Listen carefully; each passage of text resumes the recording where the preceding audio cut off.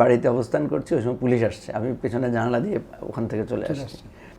তো তখন ওখানে একটা বড় ধরনের মারামারি হয়, ওই পলিটেকনিক ইনস্টিটিউট বড় ধরনের মারামারি হয় এবং আমি খুব গুরুতর আহত হই, গুলিবিদ্ধ হই, আমার হাতে, আমার পিঠে এরকম। কাদের সাথে হয়েছিল? এটা তখন ছাত্র দল ছিল ওখানে, ছাত্র দলের সাথে। এটা নেওয়ার পরে পুরো এলাকায় এটা নিয়ে খুব চাঞ্চল্যকর পরিস্থিতি তৈরি হলো। এরকম ফ্যামিলি থেকে এখানে এসেছি, এটা হওয়ার পরে এলাকায় খুব উত্তেজনা তৈরি হলো, এবং উত্তেজনা একদিকে রাজপথে, আরেকদিকে ফ্যামিলিতে।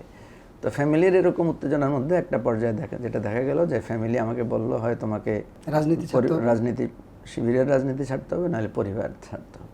তো আমি খুব হাসি মুখে বললাম যে পরিবারের সাথে আমার সম্পর্ক আমি ছেদ করলাম। এরকম বলা চলে যে পাকিস্তানি বাহিনীর একটা নির্মম নির্যাতনের শিকার হয়ে আপনার বাবার মৃত্যু হয়, এবং পরবর্তীতে আমরা যতটুকু স্টাডি করেছি যে আপনাদের ফুল ফ্যামিলিটা হচ্ছে মুক্তিযুদ্ধ ওরিয়েন্টেড। কিন্তু আমাদের একটা ন্যারেটিভ আমরা জানি যে মুক্তিযুদ্ধ এবং জামাত ইসলাম পরস্পর বিপরীত একটা অবস্থান, বা জামাত শিবিরকে একটা বিপরীত অবস্থানে চিত্রায়িত করা হয়। সেক্ষেত্রে আপনি কীভাবে শিবিরে জড়ালেন? আচ্ছা, আমাদের ফ্যামিলিতে যেটা হয়েছে যে আমার নানাও কিন্তু আওয়ামী লীগের খুব বড় নেতা ছিলেন। আচ্ছা, উনি আমাদের ফেনী জেলা আওয়ামী লীগের সভাপতি ছিলেন 70-71 সালের দিকে। তো আব্বার মৃত্যুর পরে পুরো ফ্যামিলিটা আমাদের মূলত দেখভাল করেছেন আমার নানা। তো উনি, আমার বোনেরা যেহেতু বড় ছিলেন, আমার প্রথম ছিল বড় 2 বোন, তারপরে ভাই, তারপর আবার 2 বোন, তারপর আমি, তারপর আমার ছোট ভাই, এরকম আমাদের ফ্যামিলিটা আর কি। তো ফলে দেখা গেছে যেহেতু আব্বার পরিচিতি ছিল খুব বেশি, নানারও পরিচিত ছিল খুব বেশি। আমার বড় দুলাভাই, উনি আমাদের পাশে একটা কলেজ আছে, গুণবতী কলেজ, উনি কলেজের ভিপি ছিলেন। আচ্ছা, উনি মুক্তিযোদ্ধা, খুব নাম করা কলেজের ভিপি হিসেবে উনি খুব পপুলার ছিলেন তখন। তো ওনার সাথে আমার বোনের বিয়ে দেয়। তো আমার বোনের যখন বিয়ে দেয়, বলা যায় তখন ওগুলো বাল্যবিবাহের মতোই। তৎকালীন তখন উনি ক্লাস 10 বা 11 ক্লাসে পড়েন, এরকম অবস্থায় তার বিয়ে হয়। ওই মেজ বোনের বিয়েও হয় একইভাবে, বড় দুলাভাইয়ের এক বন্ধু, উনিও মুক্তিযোদ্ধা, উনি যদিও এখনো বেঁচে আছেন। আমার 3 ভগ্নিপতি মারা গেছেন, মেজ ভগ্নিপতি বেঁচে আছেন, উনি আমাদের পাশের ইউনিয়নের চেয়ারম্যান ছিলেন পরে। তো আমার ওই বোনটাও আবার আমাদের পাশের যে উপজেলা, ওটার ভাইস চেয়ারম্যান ইলেক্টেড হয়েছিলেন। তো উনিও খুব প্রমিনেন্ট মুক্তিযোদ্ধা। আসলে হয়েছে কি, বড় দুলাভাই, মেজ দুলাভাই, ওনাদের রেফারেন্সেই পরবর্তী বিয়ে শাদীগুলো ওইভাবে সম্পর্কযুক্ত হয়েছে। আমার সেজ দুলাভাই, উনি অবশ্য কমিউনিস্ট পার্টি করতেন। উনিও তো মুক্তিযোদ্ধা? উনিও মুক্তিযোদ্ধা। ওনার বাড়িও আমাদের থেকে প্রায় 15-20 কিলোমিটার। মানে বলা চলে যে টোটালি একটা বিপরীত চিন্তার জায়গা সবাই ছিল আপনাদের ফ্যামিলি। হ্যাঁ, ওই যে আপনি কিভাবে একটা ফ্যামিলিতে আত্মীয়তা ওই যে একটা ক্রমধারা অনুসারে হয়। আমার ছাত্র শিবিরে যুক্ত হওয়াটা অ্যাকচুয়ালি পরিবারের পুরো অপোজিট একটা এটার কারণে আমাকে পরিবার থেকে বিচ্ছিন্ন হয়ে যেতে হয়েছে। পরিবার আমাকে বলা যায় যে বহিষ্কার করেছিল লম্বা সময় ধরে। এটা ঘটনাটা একটু অকস্মাৎ হয়েছে। আমরাও চিন্তা চেতনায় সবাই তো একই, বাবার কারণে হোক বা আমাদের ফ্যামিলিতে তো অনেক বড় ধরনের চর্চাটা যেভাবে হয় ফ্যামিলিতে, আমার নানা বাড়ি কিন্তু যুদ্ধের সময় আর্মিরা জ্বালিয়ে দিয়েছিল। আচ্ছা। তো ফলে আমাদের ফ্যামিলিতে মুক্তিযুদ্ধটা খুবই দাগ কেটেছে আর কি, মুক্তিযুদ্ধের স্মৃতি দাগগুলো আছে। ইভেন আমার নাম যে মুজিবুর রহমান রাখা হয়েছে, এটাও কিন্তু আমার নানা রেখেছেন, শেখ মুজিবুর রহমানের নামে মিলিয়ে রেখেছেন। তো যেটা হয়েছে, আমি তখন আমাদের 88-এর দিকে, আমরা তো চিটাগংয়ে ছিলাম। 86-এ আমাদের ফ্যামিলিতে একটা সেটব্যাক হয়, সেটা হচ্ছে ঢাকা জগন্নাথ হলে, ঢাকা ইউনিভার্সিটি জগন্নাথ হলে একটা ভয়াবহ দুর্ঘটনা ঘটেছিল। টেলিভিশন কক্ষ ধসে অনেকগুলো ছাত্র মারা গিয়েছিল। ওই ঘটনার পর সারা বাংলাদেশে আপনার সরকারের পক্ষ থেকে পুরানো যত বাড়ি আছে সব ভেঙে দেওয়ার সিদ্ধান্ত হয়েছিল। চিটাগংয়ে আমরা যে বাড়িটা ছিল আমাদের থাকা, ওটা লিজে ছিল, আমাদের যে দোকান মার্কেট ছিল, এগুলো সব কিন্তু ব্রিটিশ আমলের বিল্ডিং ছিল। তো সরকার তখন অর্ডার দিয়েছে যে এগুলো ভেঙে ফেলতে হবে, আমাদেরকে উচ্ছেদের নোটিশ দিয়েছে। তো আমরা কোর্টে একটা ফাইল করেছিলাম যে আমাদের বিভিন্ন ধরনের পরীক্ষা, আমার বোনদের পরীক্ষা, আমার পরীক্ষা, এই অবস্থা, এটা ভাঙলে আমরা খুবই ক্ষতিগ্রস্ত হব, আমরা কিছু সময় চেয়েছিলাম। তো আমাদের এই পিটিশনের প্রেক্ষিতে আদালত ইনজাংশন দিয়েছিলেন যে এটা এখন ভাঙা যাবে না। কিন্তু আনফর্চুনেটলি দেখা গেছে যে তখন চিটাগংয়ের ডিসি ছিলেন ওমর ফারুক সাহেব, পরে উনি স্বরাষ্ট্র সচিব ছিলেন, উনি একটু মাথা গরম টাইপের মানুষ ছিলেন, খেপাড়ের লোক ছিলেন। উনি আদালতের ওই মানে অর্ডারটাকে ইগনোর করে উনি আমাদের ভেঙে দিয়েছে। তো এই যে অকস্মাৎ আমাদেরকে এই ভাঙনের মুখে আমাদের ব্যাপক ক্ষতি হয়েছে, মানে বলা যায় যে আমাদের পরিবারটা একটা আরবান ফ্যামিলি, শহরেই আমরা জন্ম, শহরেই বড় হয়েছি, সে অবস্থায় আমাদেরকে একদম হঠাৎ করে বাস্তুহারা হতে হয়েছে। আচ্ছা। তো সে অবস্থায় আমরা তখন ভাই বোনেরা সব লেখাপড়া করি ছোট। তো আমি তখন কুমিল্লা চলে আসি, আমার বড় বোন তখন কুমিল্লা চৌদ্দগ্রামে থাকতো। তো ওখানে আমি এসে ওখানেই একটা স্কুলে তখন ভর্তি হয়েছিলাম।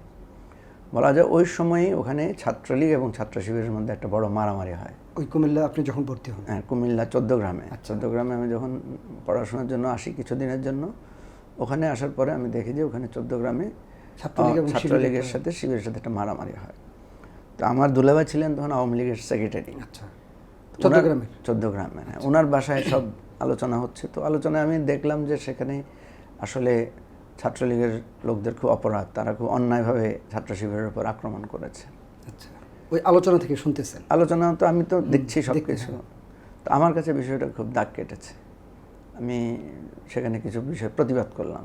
আমি ছোট মানুষ, তারপর প্রতিবাদ করলাম। তারা বললো যে আরে তুমি বুঝবা না, এগুলা থাকো। তো ওইটা আমার মনে খুব মানে দাগ কেটেছে যে আমরা একদিকে মুক্তিযুদ্ধের কথা বলছি, একদিকে নীতি নৈতিকতার কথা বলছি, রাষ্ট্রের প্রগতির কথা বলছি, কিন্তু এখানে তো আমি দেখছি একটা পরিষ্কারভাবে একটা অন্যায় হচ্ছে। তো এই ঘটনাটা আমি যখন দেখলাম, আমি নিজের মনের মধ্যে আমার খুব প্রশ্ন সৃষ্টি হলো যে এটা তো খুব অন্যায় হচ্ছে। ঘটনাটা হয়েছে ছাত্র শিবিরের লোকেরা ওখানে একটা হসপিটাল ছিল, হসপিটালে একটা বড় দেয়াল ছিল, সেই দেয়ালে তারা একটা ওয়াল রাইটিং করেছিল শিবিরের ছেলেরা। তো ওয়াল রাইটিংটা খুব সুন্দর ছিল, সুন্দরভাবে লিখেছে এবং কথাগুলো খুব ভালো ছিল। আমার এখন ঠিক মনে নেই, তবে মনে হচ্ছে যে সেখানে কোরআন এবং হাদিসের কিছু কথা লেখা ছিল যেগুলো খুবই মানুষের মনে দাগ কাটে। আচ্ছা। তো ছাত্রলীগের ছেলেরা যেটা করেছে সেটা তারা মুছে দিয়েছে। মুছে সেখানে ছাত্রলীগের যে লেখাগুলো লিখেছে সেগুলো খুব সুন্দর ছিল না, লেখাগুলো খুব মানে ওই লেখার তুলনায় সেটা দেখতে সুন্দর ছিল না এবং বক্তব্যগুলো ছিল গতানুগতিক ধরনের। তো এটা আমার কাছে একটু খারাপ লেগেছে যে ওরা তো এত সুন্দর করে একটা লেখা লিখেছে, সেটা তোমরা মুছে দিলে অন্যায়ভাবে, তারপর আবার সেখানে একটা বাজে ধরনের খারাপ হাতের লেখা লিখেছে।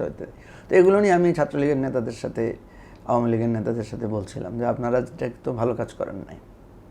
তো ওনারা আমাকে দেখলাম যে মানে কোনো আর্গুমেন্ট ছাড়াই আমাকে বললেন আরে তুমি বুঝবা না এই সমস্ত, এদেরকে এখানে দেওয়া যাবে না। আমি তখন শিবির সম্পর্কে অত ভালো জানতাম না। মানে বয়সই কত 16-17 এই ধরনের বয়স। তো এটা দেখে আমার খুব খারাপ লাগলো এবং আমি দেখলাম যে ওখানে বসে পরিকল্পনা হয়েছে যে শিবিরের বিভিন্ন জায়গায় তারা হামলা টামলা করবে।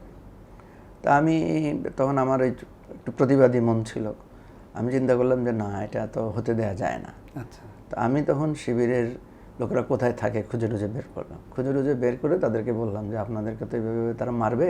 তো তারা কিন্তু আমাকে খুব মানে তখন তো নতুনভাবে চিনতেছে, পরিচিত, আবার ভাবতেছে আমি ওখান থেকে আসছি, ওই পরিচিত, আমাকে কিছু কেউ বিশ্বাস করছে, কেউ করছে না, আস্থার জায়গায় নিতে পারছে না। তো তারা মোটামুটি কেউ কেউ আস্থায় নিল, কেউ কেউ একটু সন্দেহের চোখে দেখলো টেকলো। তারপর আমি বলে আসলাম যে না, আপনারা একটু সতর্ক থাকেন, আপনাদের কিন্তু মারবে। ঠিকই দেখা গেছে যে তার 1 দিন বা 2 দিন পরে তাদের উপর খুব নৃশংসভাবে তাদের উপর হামলা হয়েছে, তাদের অনেক লোক আহত হয়েছে। তো তারা আমার কথাটা তখন বিশ্বাস করলো যে না, একজন ভাই আসছিল, সে তো আমাদেরকে এটা বললো, বার্তা দিয়ে গেছে। তো এরপর আমি যখন দেখলাম যে না, তারা খুব আহত হয়েছে, নির্মমভাবে তাদেরকে মারা হয়েছে, তাদের প্রতি আমার একটা সফট কর্নার তৈরি হলো এবং তাদের এই আহত লোকদেরকে আমি দেখতে গেলাম হসপিটালে।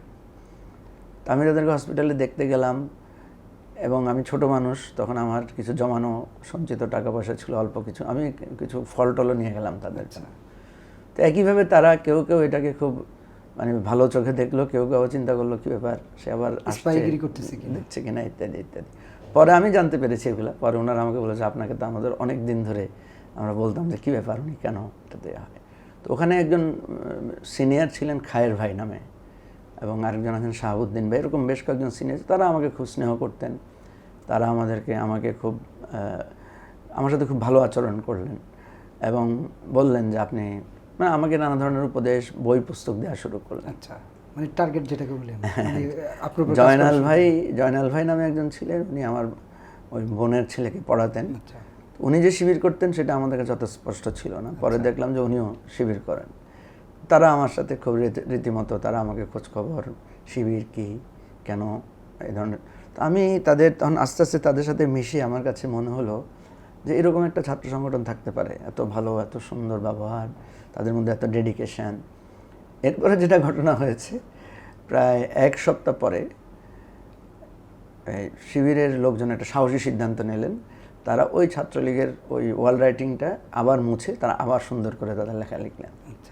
এই সিদ্ধান্তটা আমার খুব পছন্দ হলো, আমার খুব ভালো লাগলো।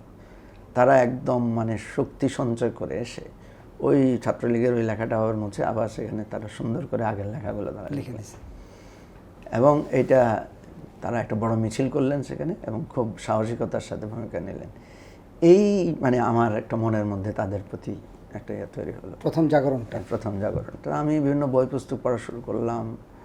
তো ফ্যামিলিতে যখন টের পেল যে আমার একটা পরিবর্তন, আমি একটু একটু করে নামাজ পড়া, কোরআন পড়া শুরু করলাম, তখন দেখা গেল যে আমার উপরে খুব আস্তে আস্তে বাধা আসলো। এবং আমার মানে ফ্যামিলির সদস্যরা দেখা গেল যে বিভিন্ন বই নিয়ে যেত আমার সামনে থেকে, আমাকে বলতো এই সমস্ত বই পড়া যাবে না, এখন পড়াশোনার সময়, স্কুলের পড়াশোনা, কলেজের পড়াশোনা, এগুলো পড়ো ইত্যাদি ইত্যাদি।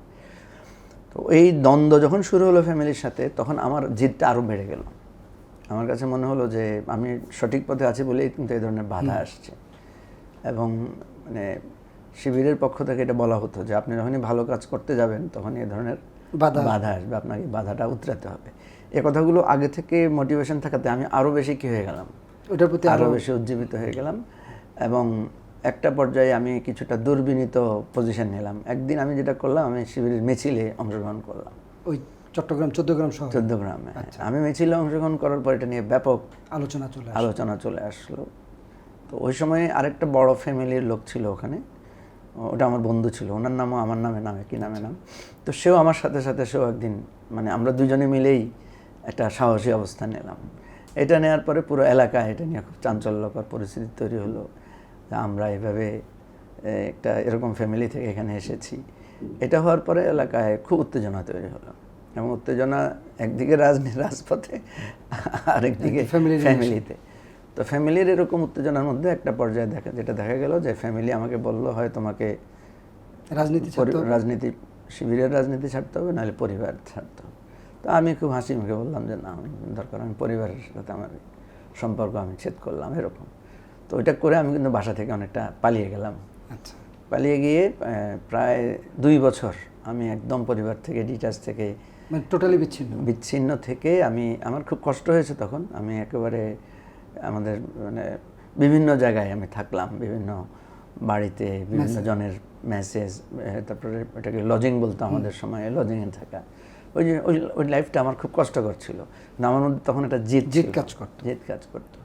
তো ফ্যামিলি থেকে আমাকে খোঁজার জন্য ইভেন জিডি করে পুলিশে পর্যন্ত তৎপরতা চালানো হয়েছে। এমনও হয়েছে আমি একটা বাড়িতে অবস্থান করছি, ওই সময় পুলিশ আসছে, আমি পেছনে জানালা দিয়ে ওখান থেকে চলে আসছি। তো এইভাবে আমাকে প্রায় 1.5-2 বছর আমি খুব স্ট্রাগল করেছি। পরে আমি ওই কুমিল্লা থেকে চট্টগ্রাম চলে যাই। চট্টগ্রামে যখন ভর্তির আমার ইন্টারমিডিয়েট পরীক্ষা শেষ হলো, এই গণ্ডগোলের মধ্যেই পরীক্ষা দিলাম। এই আত্মগোপনে থাকা অবস্থায় পরিবার ইউনিভার্সিটিতে আপনার রাষ্ট্রবিজ্ঞানের উপর পড়াশোনা করেন? না, প্রথমে আমি চিটাং পলিটেকনিকে ভর্তি হই। তো ওখানে গিয়ে যাওয়ার পরে আমি ততক্ষণে শিবিরের সাথী হয়ে গেছি, তো এবং সদস্য প্রার্থী হই। তো চট্টগ্রামে গিয়ে আমি চিটাং পলিটেকনিকে ভর্তি হই ইলেকট্রিক্যাল ডিপার্টমেন্টে। তো তখন ওখানে একটা বড় ধরনের মারামারি হয়, ওই পলিটেকনিক ইনস্টিটিউটে বড় ধরনের মারামারি হয় এবং আমি খুব গুরুতর আহত হই, গুলিবিদ্ধ হই। আমার হাতে, আমার পিঠে এরকম। কাদের সাথে হয়েছিল? এটা তখন ছাত্র দল ছিল ওখানে, ছাত্রদলের সাথে। ওই ঘটনা পত্রিকায় নিউজ হয়, আমার ছবি সহ পত্রিকায় নিউজ ওঠে যে আমি গুরুতর আহত, গুলিবিদ্ধ। ওই ছবিটা আমার আম্মা দেখেন। দেখার পরে আমার ফ্যামিলি তখন তো খুবই চিন্তিত হয়। আমার আম্মা বাড়িতে প্রায় অজ্ঞানের মতো হয়ে যান। তখন আমার এই পরিবাররা খুঁজে টুজে আমি চিটাং মেট্রোপলিটন হসপিটাল বলে একটা হসপিটাল ছিল, ওখানে ভর্তি ছিলাম।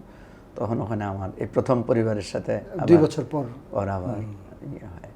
ওখানে এসেই পরিবারের সাথে এই ছাত্র শিবিরের নেতৃবৃন্দের সাথে কিছুটা প্রথম পরিচয়, ইন্টারাকশন, মানে আনুষ্ঠানিক মিট হয়। তো ওখানে যখন পরিবারের সদস্যরা দেখেন যে ছাত্র শিবিরের নেতারা, মানে ভাইরা বা নেতৃবৃন্দ, দায়িত্বশীল পর্যায়ে যারা আছেন, তারা যে আন্তরিক তাদের নেতাকর্মীদের প্রতি, এটা আমার পরিবারের সদস্যরা দেখে খুব কনভিন্সড, আপ্লুত হন যে না, এরা তো ভালো, এরা তো অত ইয়ে না। তো এইভাবেই আস্তে আস্তে কিছুটা রাগ, ক্ষোভ, সহনশীলতাটা তৈরি হয় এবং পরিবারের সাথে আস্তে আস্তে পরিচয়, যোগাযোগটা আবার শুরু হয়।